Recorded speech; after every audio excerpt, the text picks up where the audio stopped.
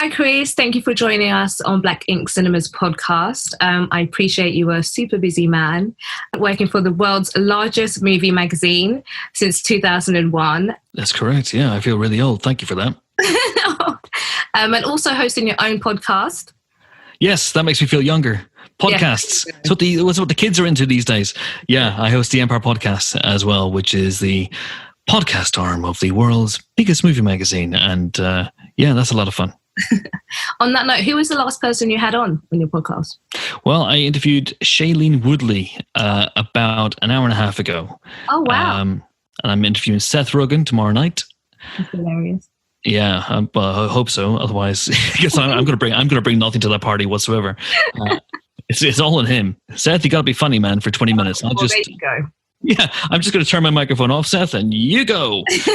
He's got the memo now, so he knows. But that laugh of his, I can't wait to hear it. So comedic, like he just sounds funny. He's one of those people that just sounds hilarious. Yes, he's got funny bones, as they say. And so how is the pandemic affecting you? And obviously you're still doing your podcast and stuff, but are you able to work normally? Yeah.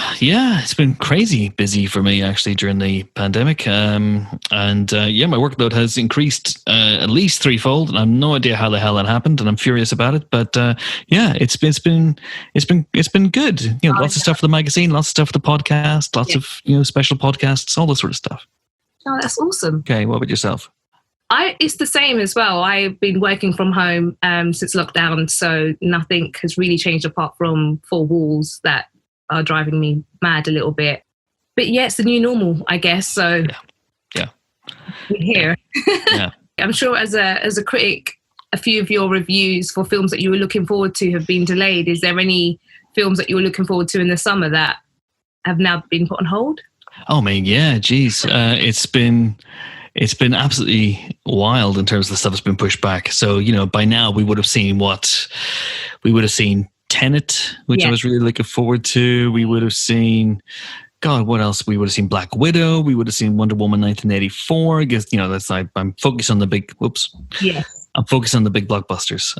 That's how I work. We would have seen loads of really interesting blockbusters.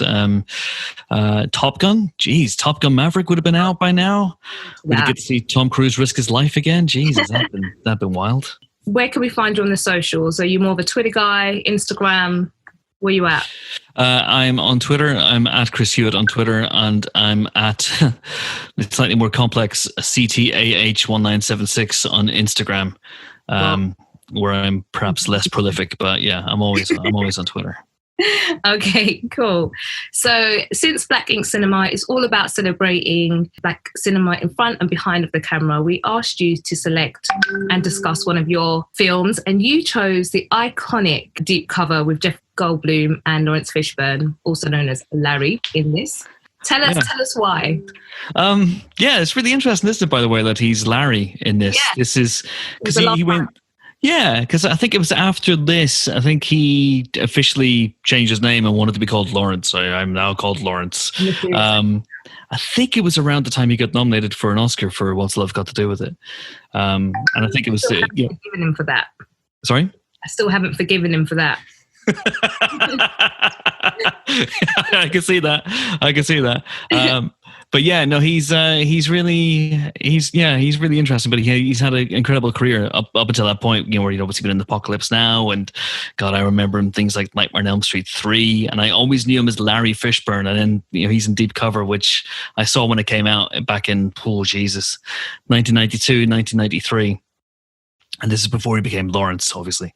And I loved this film from the first moment I saw it. And whenever you guys got in touch and said, would you like to choose a film to talk about? A lot of potential candidates raced through my head. One of which was Blade. But I think I've banged on about Blade enough on other podcasts over the years. And for some reason, there's so many different candidates jostling for position. And for some reason, Deep Cover just went, hey, over here, me, Deep Cover. Hello, you remember me? You love me. And I went, oh, yeah, I do. So, this is a tremendous film. And revisiting it was really wild and a bit of an eye opener in, you know, things that I kind of didn't notice or took for granted whenever I first saw it back in 1992. Just feel really relevant and really pertinent now. But yeah, it's just this is a cracking thriller. And I'm glad you used the word iconic, because I kind of feel that not many people know this movie. I mean, I have to be honest. I think I've watched this millions of years ago. And then when you suggested it, I was like, I'm sure I have. But watching it, I was like, no, nothing is in there. Yeah. But it instantly reminded me of Snowfall, which I love. And I feel like, oh, they watched that. And that's the basis of Snowfall. It was like... Yeah. Makes sense now. Makes sense. Everything is all one great big circle of life, isn't it?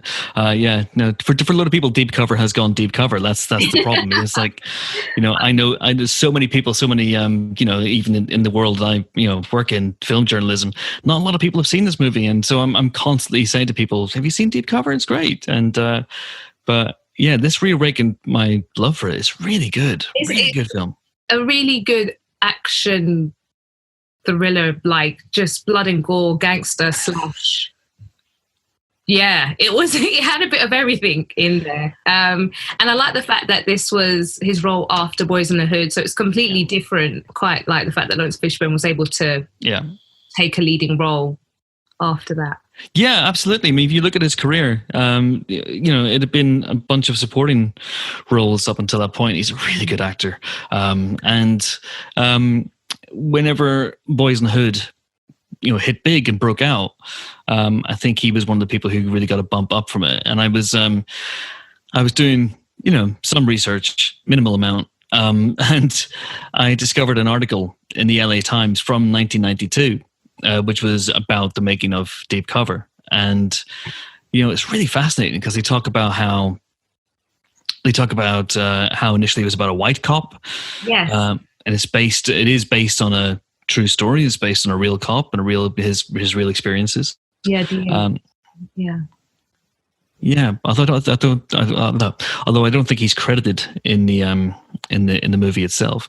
And then they decided, you know, the producers and, you know, they got together and they decided, you know, in the wake, and it's a bit cynical, obviously, but in the wake of the success of, you know, films like Do the Right Thing and Boys in the Hood, they decided to, maybe we can aim this at the black film goers market. And so they decided to switch the race of the lead character.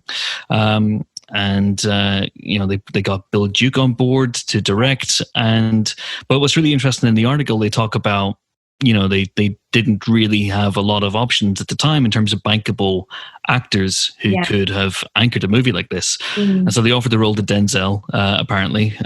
You know, it's a no-brainer, I guess. Yeah. And then he said no. And then they were like, well, okay, we've got maybe two choices left, and one of those two choices was Larry Fishburne, and this is his first major lead role in a movie, and he just absolutely smashes out of the park. Very grounded and, you know, very focused, and he carried it really well. Yeah, he brings incredible depth to this guy, you know, because I think on the page, you know, this is your kind of standard, almost cliched journey in a way, isn't it? It's you know, it's a cop. It's a guy who is driven to become a cop because of stuff that's happened in his past. In this case, you know, we see his dad getting, you know, shotgunned to death outside a convenience store in the first 3 minutes on Christmas, no less. I mean, Jesus, you know, happy Christmas. Yeah. It's crazy. And then obviously he's driven to become a cop after that. And, you know, by the sense, not necessarily of wanting to do the right thing, you sense, but also, you know, he's driven by this traumatic incident that happened in his life. And then obviously as he goes, you know, undercover, he gets in and over his head. Yeah. And this is something we've seen loads and loads of times in so many movies over the years. But there's a different edge to it in Deep Cover. There's a really interesting frisson as well, which I think he becomes a thing he's trying to avoid, which was precisely interesting. Yeah, precisely. And the other surprise act for me has to be Jeff Goldblum. I was not expecting that performance, and I personally found the casting quite interesting because he wouldn't be my go-to, I don't know, like gangster. I don't know, like shady. kind of, it was very interesting. And by the end of it, he was like fully immersed in this crazy mob life. Yeah. Quite hilarious. And he's quite comedic, but you're supposed to be taking him serious. Well, yeah, it's really interesting because, again, Goldblum is one of those guys who he's been around forever. I mean, both he and Laurence Fishburne, although I interviewed him once and he told me to call him Fish. I was like, oh, hello, sir. And he went, call me Fish. I was like, yeah, okay, I'll call you Fish. Of course you will. But he and Fish, I'm going to call him Fish from now on. He and Fish kind of came up around the same time. They're both in movies towards the end of the 1970s. You know, Fishburne's in Apocalypse Now. Goldblum's in the likes of Death Wish. Blink and you'll miss him. And you probably shouldn't even watch that film. It's reprehensible. But, you know, he's in Invasion of the Body Snatchers. And then they're both kind of bubbling under in the 80s. Goldblum became more of a star, I think, because he was in things like The Fly and, you know, and whatnot. But this is before Jurassic Park. This is 1 year before Jurassic Park really kind of puts him over the top. Then he gets Independence Day and stuff. So I don't know that, you probably know Jeff Goldblum as the kind of weird, esoteric kind of, hey, I'm Jeff Goldblum guy. And that's kind of who he is, but he's also a really, really great actor. And I love him in this movie. He's fantastic. You know, he kind of captures this sort of the darkness of this guy. Can we take a second as well to mention the fact that he's called David Jason in this? Yes. Only Fools and Horses for the British people out there that will get that. You could have written it, really. I mean, why couldn't he have been called? So he's David Jason, and why couldn't because Fishburne's character, whenever he becomes an undercover cop, he has to, or whenever he becomes undercover, he takes an assumed identity. Why couldn't he have been Nicholas Lyndhurst? I mean, it could have been just the two of them together, Yeah, it would have been cushy. Absolutely cushy, selling, secondhand LPs down the market instead of doing drugs. That's what I want to see. They were basically on the same path. Yeah, it was in the same way. It's fine. It's pretty much the same thing. Yeah. That's what I want to see. I want to see Only Fools and Horses reboot with Laurence Fishburne and David Jason. Laurence Fishburne and Jeff Goldblum. That'd be incredible. Oh my God, they should do a cameo. That'd be brilliant. Oh my God, they should, shouldn't they? That'd be great. But that always threw me because right from the beginning when I saw deep cover, it was like, oh, this guy's called David Jason. That's funny. But now I know that whenever you write any script and you name a character, whatever it is, say someone said, oh, I've got a script and I want to call a character called Chris Hewitt. You have to clear that. You have to you have people in your production company who have to ring up around and go, oh, hey, Chris Hewitt, we got a character in this movie. Yeah, he's a drug dealer. Yes. You don't want him to call us that. Okay, we'll have to change the name. So did they only call American David Jasons? You're right. They must have been like, yeah, that's fine. That's totally fine. Knock yourselves out. Yeah. What is he? It's cool. Yeah. Yeah, he's a lawyer, but he's a drug dealer. Okay, yeah, I'm totally fine with that. Yeah, it was quite confusing, and he had some amazing one-liners in there as well. Like some of the things he was coming out with. That scene in the limo. Yes. Had me in stitches. Like I couldn't stop laughing. It's tremendous. He has one of the best deliveries of the word motherfucker. Barbecue shrimp, motherfucker. Motherfucker. And it just goes on for ages as well. I just love him in this movie. I mean, I think he's funny initially, and then as he becomes increasingly deranged, he's less funny. But there are things like when he's sitting with his wife, who we barely see, but he's going, I always quote this line: "I'm going to have my cake and eat it too." And I said in that way. And there's some great line readings in this. I mean, I love the way that Fish, my good friend Fish, my old pal Fish, right at the end, when he does he suddenly clicks back into being a cop and he starts saying, you have the right to remain silent. But I also loved a bit whenever the good cop, Taft, is dying. And David shoots him and Fish goes, oh, you shouldn't have done that, David. You shouldn't have done that. And it's like, that's a line reading that always sticks in my head. It's just beautiful. that scene when he's like, oh no, I was playing bad, but I'm actually a good cop, but I draw the line here. This good man. I was like, a little bit too late, but okay, we'll go with that. Precisely. This is where you draw the line? Yeah, this is where I draw the line. This right here. His voiceover as well, carrying throughout the movie, was a little bit monotone for me, but I get it. It was supposed to be serious and very noir-esque, like detective from back in the day vibe that I was getting. I don't know. Is that what you got? Yeah, I think so. I think there's definitely tinges of film noir in this. It doesn't really have a femme fatale. I think the female lead in this is underdeveloped, and it's very much about the relationship between David Jason and Nicholas Linter. No, David Jason and Russell. It's very much about them.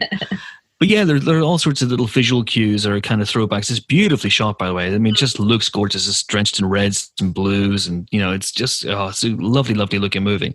Yeah.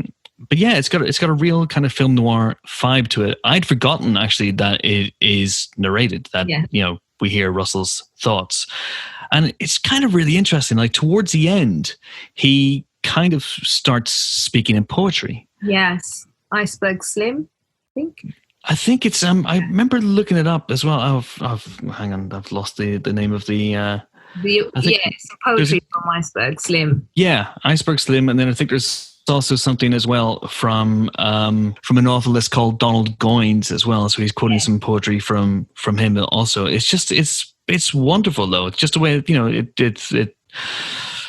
he's just the way it throws you in, and he's very, very aware of. I think Russell in this movie is a very conscientious guy. He's very, very aware of, his history, and the way he throws it in is quite interesting, I thought. It is, and I guess because of his history, do you think that both of them seeing tragedies and people die when they were younger, Jeff Goldblum's character and Laurence's, that it's them allowed them to push boundaries or want to push boundaries, but also be on the right side of the law for Laurence Fishburne's side? Like he probably didn't want to become like his dad, but it feels like it's come full circle in terms of getting himself in a bit of trouble. Yeah, no, I think it's really interesting the way that he kind of becomes corrupted. Yeah. Because he has that almost get out of jail free card, which is, I'm doing this for the right reasons. Because he's very aware as a cop, and also as someone who had his father was a thief and a junkie, and he died very, very young as well. He's very aware of the damage that crime and poverty and drugs has wreaked upon the black community where he grew up, and obviously now in LA as well. And so he has this this lie that he tells himself when he's an undercover drug dealer, essentially. Yeah. That he's pushing this poison back onto the streets, and he's pushing this poison into people's bodies. But he tells himself that he's not really doing it. And he tells, it's not me. I'm an undercover cop. I'm doing this for the greater good. I'm doing this for the right reasons. And then gradually he just gets in too deep, and the boundaries blur almost imperceptibly. And then suddenly, it's at the point where, as he even says towards the end, I thought I was a drug dealer pretending to be a cop. But now I realize that I thought it was a cop pretending to be a drug dealer, but now I realize I'm a drug dealer pretending to be a cop. Yeah. Which is really, really interesting, I think. Yeah, and quite sad for him. I almost thought that the guy, the random villain that's just a villain to be a villain, the Terminator spandex wearing guy that's going around killing people literally just for fun. I almost thought that he was an undercover cop because he just had this air of I can do whatever I want, Wild Wild West, and get away with it. Yeah, I think he's there to kind of show that this is what Russell could be if he didn't have a little voice in his shoulder. Because he does. I mean, he has the badge and stuff, and he has this, but he has mainly a voice in his shoulder going, this isn't right, this isn't right, this isn't right. And, I think that guy, Ivy, the one he kills in the toilet, he's basically, this is what you could become this is what you could be. And so he steers away from that. So even when he kind of gives into the drug dealing, he's not a street level dealer. No. He is at the beginning, but then gradually, as Carver, his boss, basically says, get yourself a nice apartment. You have loads of money now. And, and he has lots of expensive taste in art and fineries and all that sort of stuff. Yeah, and his you can see the person who was writing it just watched Terminator, because there was a few lines in there. Every time he killed someone, he would just say something, "Hasta la vista, baby, I'll be back." And it was just like, this is serious, You kind of makes it funny after just doing such a horrific act. Yeah, I'll be back. Yeah, do you see that movie? Rent it to your local video store. Except now, when you're watching this movie, you have to kind of stop and explain to people what a video store is. Like, and they're like, "What? What film just didn't appear on the telly or in the cinema?" No, it was a thing. Yeah, picture this. Now, it was a building. It was a building. You used to go into it. There were people there. They would all go around, and movies were on the shelves, and you would take them home, and they would be on tapes. Yeah. And then, oh God, yeah. Can you imagine? Kids these days have no idea. They're born. A reviewer once described the film as like Michael Mann meets a Spike Lee movie. Is that how you would perceive it? That's interesting. I think, I can kind of see what they're going for there. Kind of.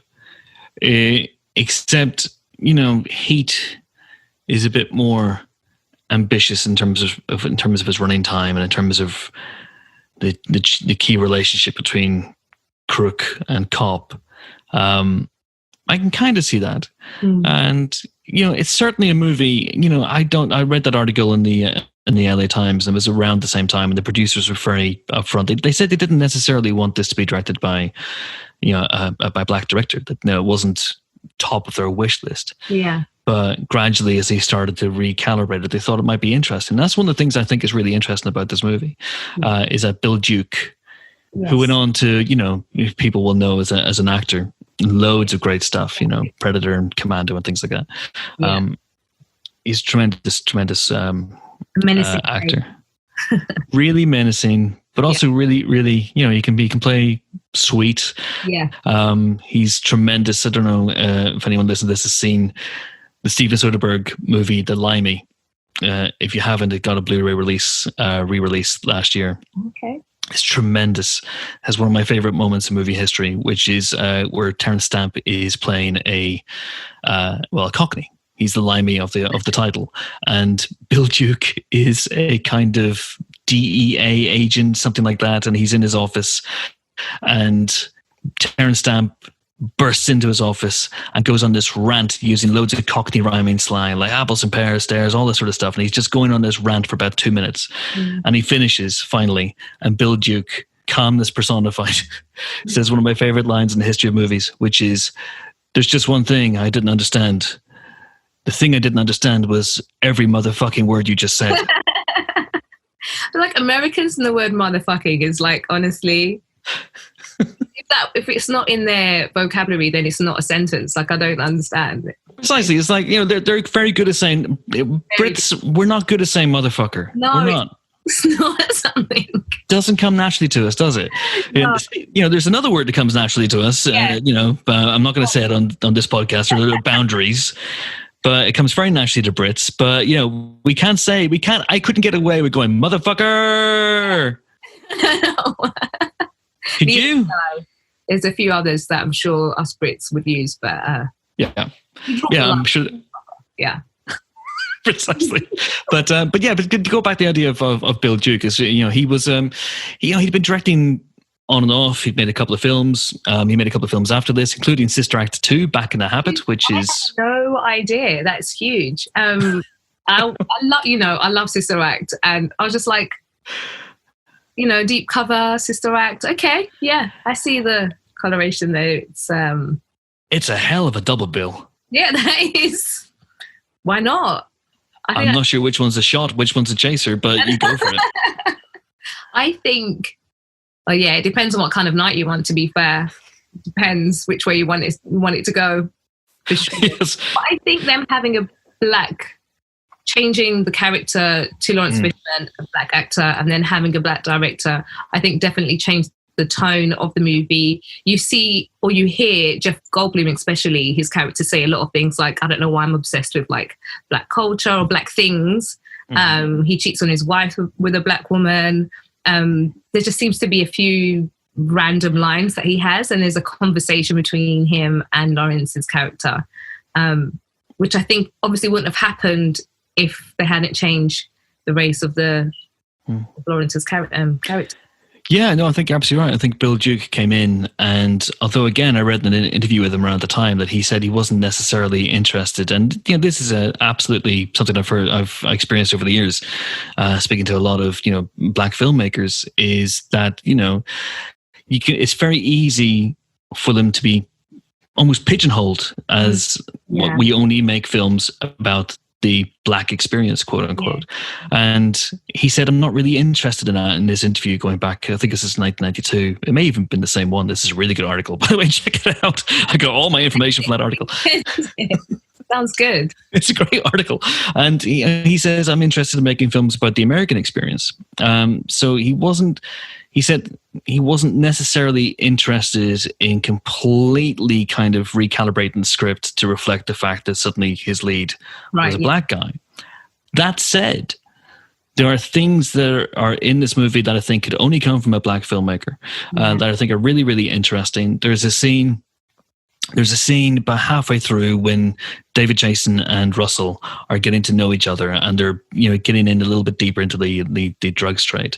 And you've established already, as you said, that Jeff Goldblum's character he has this thing for black culture.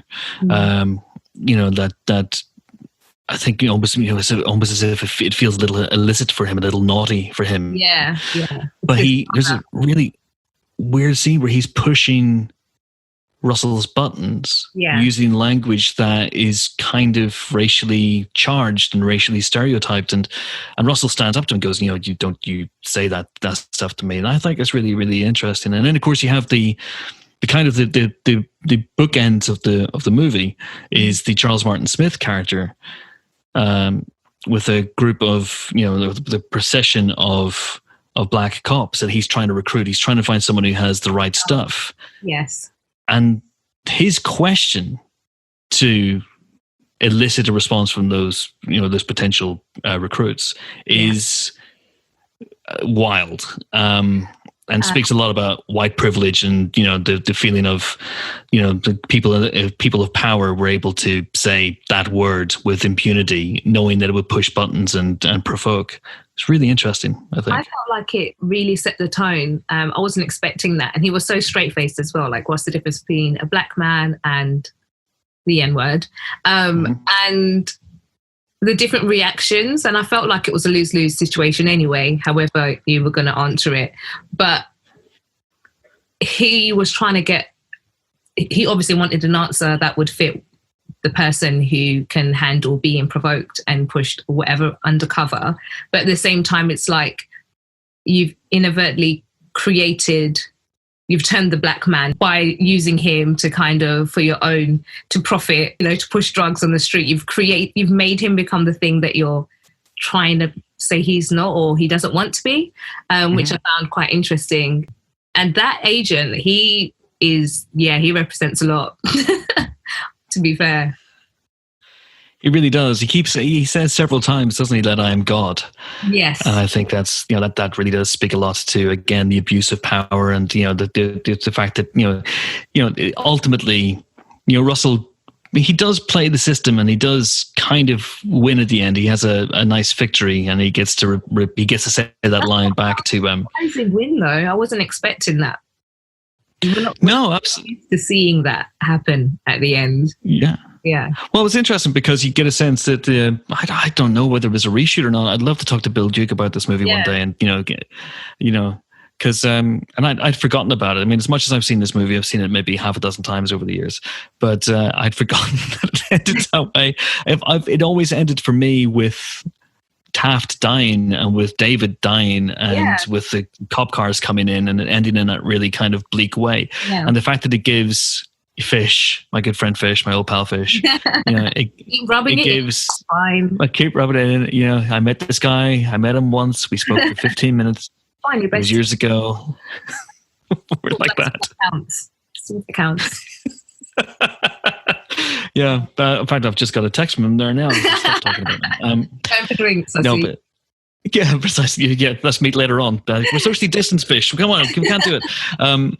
But yeah, the fact that it gives him a win at the end, that he gets to stick one, he gets to put his middle finger up to power and privilege at the end, whilst also, and I really love this little kind of detail, kind of just casually mentions that he siphoned off a couple of million of drug money for himself. Yeah, love that. I was really impressed with that. I was like, yeah, damn straight, after they've put you through all of that, you better get something out of it.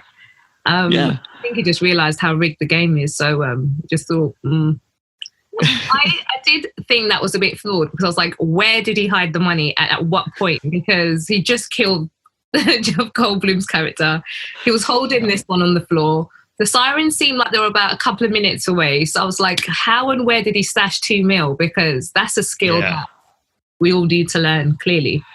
It really is. This stuff always trips me up whenever I see things in movies about people, like cops, corrupt cops who are on the take, and it's like, oh, I've squirreled away. Here's a $500,000 for yourself. Well, how do you hide that money? How do you launder that money? Exactly. Like, how did you? Doesn't make sense. And I'm such a logical person. I'm like, that doesn't. No. Yeah. I think that he. I think there's a line that suggests that he and David took it out of the van before they went to the docks. But then wasn't David trying to drive off in the van? Because they still had loads of money in the van, but they skimmed a little off the top for themselves. Okay, right. Okay. Thank you for clearing that up. Well, it's rainy day stuff, right? Have a couple of mil just walking around money. That's what it is. Okay, I see. Got ya. So what do you think by them having that question, or Laurence Fishburne answering it in a way that a N-word is somebody who would answer that question? What did you think he meant by that? Yeah, it's really interesting, because it's either way, it's derogatory, isn't it? But I think what he's saying is what you think to the Charles Martin Smith character. The Charles Martin Smith character wants someone, obviously, who will not fold under questioning, who won't grab him, who won't pull him across the desk or threaten to punch his face in, or who won't just freeze as the first cop does. Yeah. And he's basically saying, you have a very low opinion of black people, essentially, but I'm not going to play your game. Yeah. So that's essentially what I'm doing. And if I were to answer that question, if I were to dignify that with a response, then I would be playing into your own kind of perceptions of what it is and your own prejudices. Yeah. I think that's what he's saying with that. No, totally. And I think we kind of got that from how he handled himself in that situation as clearly the best person for this job. Yeah. Also, there was the gay henchman, which is part of the mobsters. I found his character probably the most hilarious out of the lot, because he was squirmish. He's supposed to be like this this right-hand man to this infamous scary guy from South America, and you're screeching when he's beating up the guy. And I was just like, he's rubbish at his job. He's not doing a very good job of intimidating anyone. Yeah, no. So the little fella, Gopher. Yeah, I don't know why I roughly did that height. Yeah, he was interesting to me. I kind of wondered watching it around this time, because it's been a few years now since I saw the film last.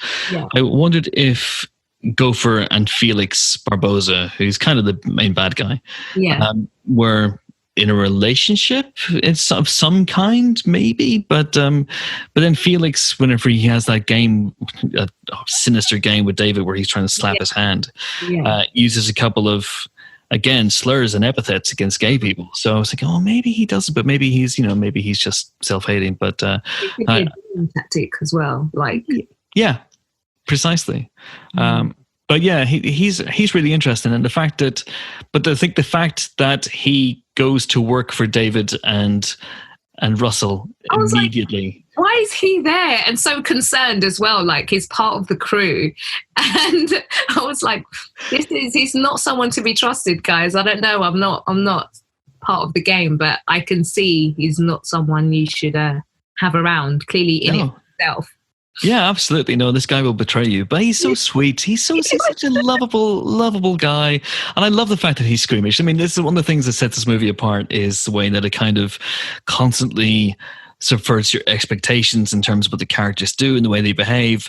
And, part of that is because Fishburne and Goldblum are really interesting actors, really idiosyncratic.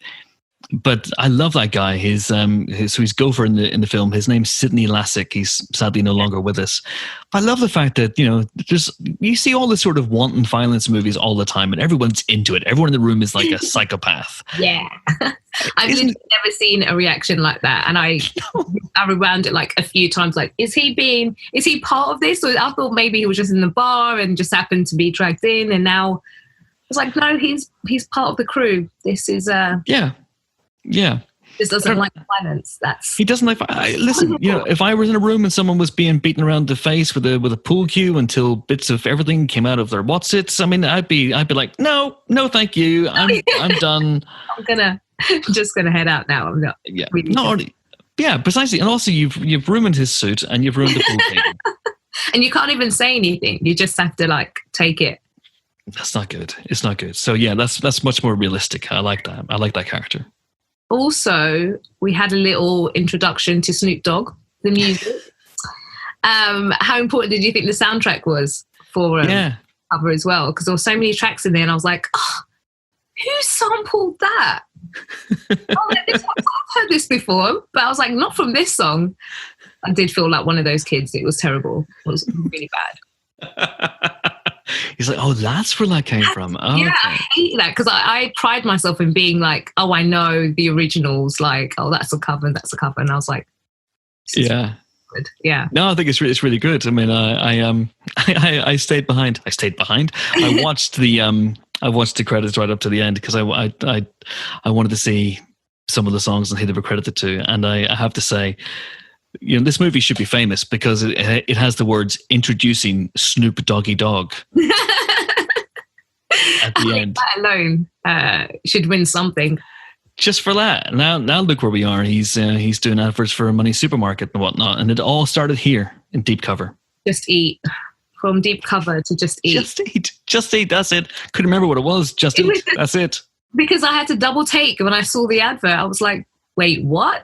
How much did they pay him? That's like the coolest advert ever. Tell me, come on, Snoop, you must still be getting some Deep Cover royalties, right? You don't need to do Just Eat adverts. What's going on? Honestly. Money's green. It's like, I'll take it. Yeah. But yeah, the soundtrack's really, really great. And the score is also really, really cool in this movie. It is by Michel Colombier. And it feels very, very cool and very, very, I think, kind of unlike other scores from film, crime films from around the early 90s. Yeah. You did touch upon something earlier, which I'm surprised that I didn't bring it up, was the lack of development for the female characters. Yeah. It feels like very much a boys' club watching this. Like, we only care about the guys. Ladies are just an additional, like the lady who works with the artifacts, the black woman, she just seems high all the time. And then the other, I think she's Latino, Hispanic lady who ODs in his apartment with the little kid. Oh, God, the little kids, that was just like, that relationship melted my heart. It was like so sad at the end. I nearly shed one tear. Just one tear. One tear. Just one. That's all I had in reserve. That's all you're getting. Sorry, I've just got one tear. I just thought, and the wife as well. She just Jeff Goldblum's wife seemed very oblivious and just let him do whatever he kind of once. Like no one was developed. None of the female characters were developed at all. Yeah, I have to say that's very, very sad. That's very symptomatic of movies. It is of movies like this that very often female characters are an afterthought. My colleague at Empire, Helen O'Hara, sometimes has a theory that female leads in movies like this exist only so that audiences won't think that the two male leads are in a relationship. Oh, yeah, it did feel like a filler. It did feel like no, guys, they're which is kind of strange, but yeah, I can see that. I can see studio heads going, hang on a second, wait, panicked studio heads in the early 90s going, we need a woman in here. We need a woman in here. Oh my God, get a woman in here. But she's not developed, and she's so Betty is the name of the main character, and she's underdeveloped to the point that whenever Russell turns to David and goes, "If you hurt her in her head, I'm going to kill you, David." You go, "Really? You've slept with her once?" It was when she turned up at the end. I was like, "Guys, it's really not that deep. Like, how did it?" It's a hookup. That's all it is. Yeah. It's casual. Let's not put our lives on the line here. Yeah, I mean, I don't know whether he was just he wanted her for her masks. I think that's all it was. Masks, did he? No. He should have had at the end. It should have been him and David in those masks doing the heist. Exactly. Yeah, pretty disappointed in the lack of care. Needs more masks, but this is pre-superhero movies, I guess. So nowadays, to be honest with you, yeah, but she's just kind of, she's a good actress, Victoria Dillard, but not a great character, I would say. No, and they also get one of those really cliched, horrible late 80s, early 90s sex scenes where you're kind of almost expecting everything to be in slow motion, and it's kind of weird where one character takes her top off and then for a bit of gratuitous nudity, and then in the very next scene, as they're making love, they're wearing clothes again. That makes total sense. I love how the build-up's always so awkward. It just feels like, it's going to be another 5 minutes before anything happens, isn't it? Like, it's like, come on, guys, let's wrap up. Cut to the chase. So if you had to direct people to watch a clip of this movie to entice them to watch the movie, what clip would it be and why? Okay. Yeah, that's a good question. That's a very good question. I really like the scene. There's a number of good scenes, but I really like the scene where Felix Barbosa is hitting Jeff Goldblum on the hand in that sort of horrible kind of torture game that's going on there. That's really interesting, and I think that maybe sums up the movie. In a way, and you get to see. Sadly, Fish isn't that involved. Fish, my good friend Fish. Fish isn't that involved in it, sadly. But there's that one I say would probably be the main one. I think for me it would be the scene in the limo, that chase. Oh, giving a little bit too much away, but I feel like that's all you need to see, and you'll be satisfied. You'll be wanting more. Yeah, it's true. You got a bit of action there. You got Jeff Goldblum going, "Motherfucker!" Exactly. Yeah. You got a bloke being thrown into traffic, and then I really need to watch this again in slow motion. And then a really bad dummy being hit by a car. Oh my God, this is what I love about like the 80s, 90s movies, because some of the fight scenes or the action sequences are so bad, but they're good. Because it's so bad, if that makes any sense. So you just see the worst dummy being thrown and you're just like, I'm going to pretend I didn't see that. You just have to accept it. Yeah, some colleagues of mine at Empire a few years ago did a thing where they would freeze frame bad stunt doubles. And so like you'd be having Roger Moore or Eddie Murphy or people like that in 80s movies, and they go suddenly, Eddie leaps into frame. You freeze frame, and then, oh, that's not Eddie Murphy in the next shot. That's not Roger Moore. That's a man with a bad wig. And it's just shiny plastic, pretty bad shiny plastic. So what would you give this film out of 5? Oh, I love this film. I think it's tremendous and deserves to be rediscovered. So, I think it'd be a bit, I don't know, it's probably not entirely deserving of a 5, but I'd like to go in that direction anyway, just because, there's a reason why it popped into my head whenever you guys said, think of a film. I went, oh, okay, that's interesting. Because usually whenever someone says that to me, think of a film, or, what sort of movies have you been on? Even earlier on when you said to me, what films have you missed this summer? And my mind went blank. It was like, there's so many. There's so many. But Deep Cover just went, hey, Chris, remember me? And so I really like this film. And first time I saw it back in 1992 and seeing it again for this, it was like, you know what, Chris, you were right. Chris, 1992, you were right. And I'd like to validate your choice. I have to say thank you for making me rewatch it, because it's now at the forefront, and it's kind of covered how I saw Laurence Fishburne for a very long time, what he did to my girl Tina. But so I appreciate that. I'll take that. I mean, he's done a lot of good in movies since. Okay, so because I think I watched that when I was quite young, so it kind of traumatized me. And I just couldn't separate the two. I was just like, he's Ike. yeah, we do not like Ike. That's for sure. But what about The Matrix? You must like him in The Matrix, right? I mean, The Matrix is an absolute G. All right. Okay. Yeah. What about Event Horizon? Pardon? Have you seen Event Horizon? I haven't. All right. Well, how do you fare with horror films? Oh, I love horror films. I'm cool. Then watch Event Horizon. Stop doing this podcast immediately. Stop talking to me right now. Right. Go watch Event Horizon. That's my homework for tonight. I'm going to watch that. But Chris, I just want to say thank you so much for taking the time out to speak to Black Ink Cinema. It's been an absolute pleasure. Is there anything that you're doing at the moment that we can catch you on? On the Empire podcast as well. So you can read me if you want to do that. Where I actually, have time to think about my words.